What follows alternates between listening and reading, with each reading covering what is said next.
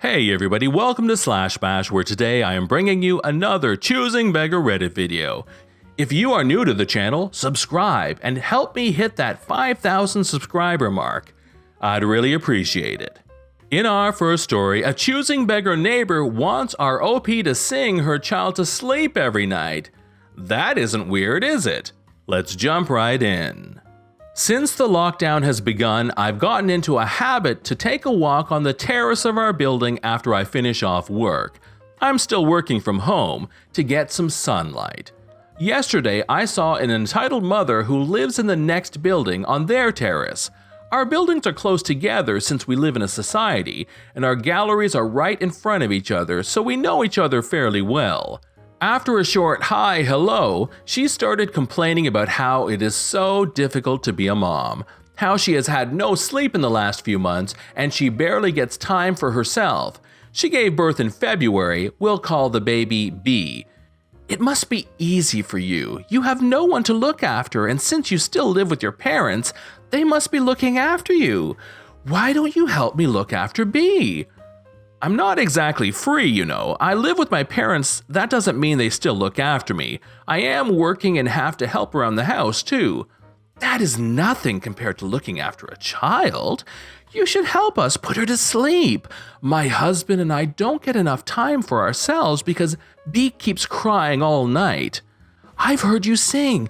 You have a sweet voice. Sing her a lullaby and she'll fall into sleep instantly. Shouldn't be a problem for you. I've seen your lights on even after midnight. I am shocked at this point. She's asking me to look after her child at night so she gets time with her husband. Okay, how much will you pay me? Pay you? For what? You'd pay a babysitter or a nanny if she was looking after your child. We'd pay a babysitter to look after B in our absence. We will be there, so why should we pay you? And we don't want to hire you as a nanny. You have no experience. If you looked after B, you'd have some experience and you could work as a nanny if you want. I'm an engineer. Why would I give up a high-paying job to become a nanny? Then don't be a nanny. Just look after B to help out your neighbor. I just told her I have no time and I left. I don't see how someone can be so delusional to ask someone to work for them to help out your neighbor. Why would you have a child if you can't look after it? I really hope she doesn't make a mountain out of a molehill after this. In story number 2, we have a Choosing Beggar brother drop by with his girlfriend for a visit, and it turns into a week's vacation. To give a little background, my wife and I just built a house from the foundation up. We just moved in with our 2-year-old.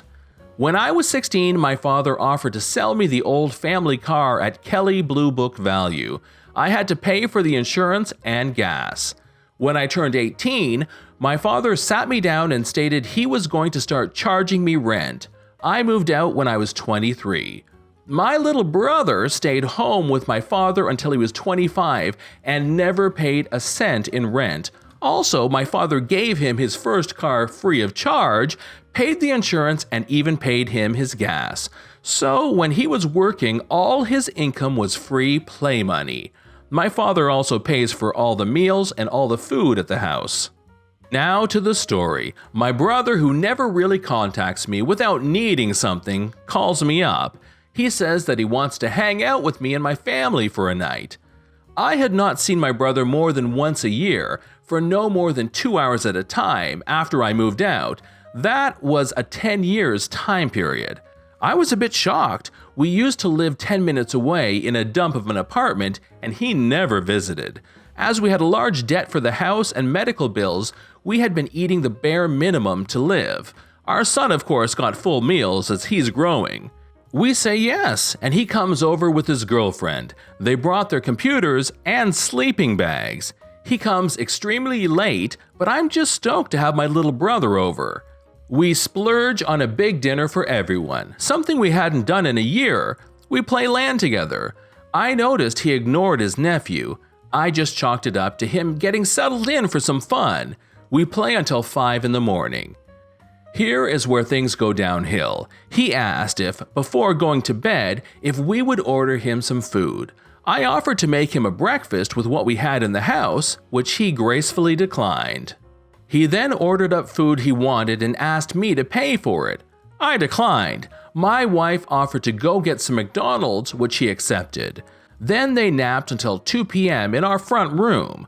We still had a child, and he of course couldn't be locked up in his room, which we offered them to sleep in, which they declined. So we would play in the front room as quietly as we could while they slept. Around 2 p.m. they wake up and ask, "What's for lunch?" Again, we offer them what we have at the house, which they declined. They wanted pizza and ordered it up right away. When the pizza guy came, they asked us to pay. As you can see, this is how the flow goes. We end up paying but tell him that we are low on cash and can't do this again. He says, "Of course." They go back to playing games loudly, and I join them at times. They get frustrated with my son, who is very interested in what everyone is doing. They constantly ask if he could be put elsewhere while they game. We gracefully decline. Dinner rolls around, and again we are asked, "What's for dinner?" We offer to make some food from home to their frustration. I ask, when do they plan to head home? My brother states he would like to stay for a day or more. I say that's okay, but we need to set limits. They of course agree, but have no plans to say when they will head out. My wife and I start seeing the trend, and I start telling my wife we need to kick them out soon. My wife is mortified, and we fight over this quietly in our room. Now, during this one-night stay, they end up crashing at our house for 4 days. Every day they demand to order out. Every time we decline, and they try to push it with ordering themselves and then demanding we pay. At the 5-day mark, I have had enough, and I tell them it's time to pack it up. They would just sit in the front room and play on their computers every day and night without interacting with us, except for letting us play with them. They had not offered or provided a single cent for any food they wanted or ate. We had put ourselves in the red heavily to feed them, as well as try to make things peaceful.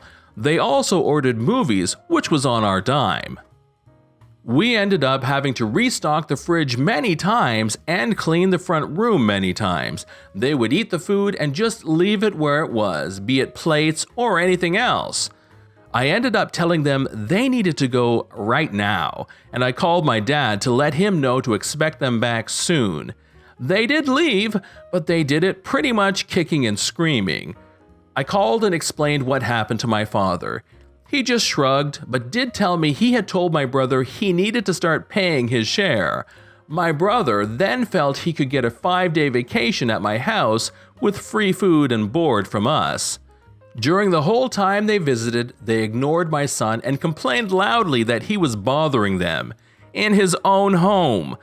Enough said, I have not allowed them to sleep over ever since. Here's an update. Since this visit, we have seen him just once a year still, only when getting together for our small family, Christmas or Thanksgiving. I have not even gone to his apartment, not once. Since my son was born, he has not once tried to really interact with him, and with our second one, he was even less willing to even see the little one. My wife always asks why I don't want to keep in contact. I only have to think back to this visit. In story number 3, A Choosing Beggar thinks that all products in the same category should be the same price. Bicycle for sale, $300. New in store, $139.99. How you asking $300? Wrong brand, style, and size. The same concept. So is a Ford Explorer versus a Jeep Wrangler. We are speaking in different languages. It's the same size, the same style, doing the same exact job, only the label is different. You cannot compare with cars. Then go buy that one and see how it works out for you. You get what you pay for. I'm not going to explain why different brands, makes, and models cost different, even though they are the same size and type of bike. This is John from /bash. Thanks for watching. If you've enjoyed the video and want to see more of them, then please smash that subscribe button. We'd love for you to drop a like, share it with your friends, and we will see you in the next one.